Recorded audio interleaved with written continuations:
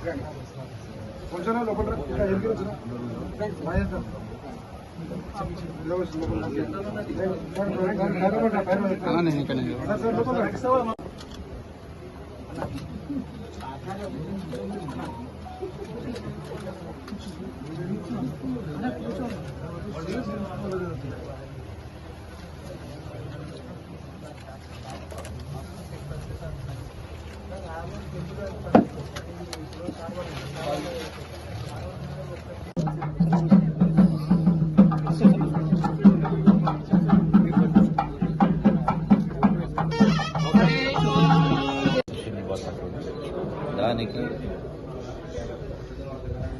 నేను కూడా అంటే ఒక శాసనసభ్యుడిగా, ఒక మంత్రిగా నా వంతు తెలియజేసి ఆ యొక్క ఎగ్జామ్స్ తీసుకుంటే ప్రయత్నం చేస్తూ, అట్లాగే ఈ పరిధిలో లేనటువంటి ప్రాంతాన్ని కూడా ఇమ్మీడియట్గా కూడా ఈ యొక్క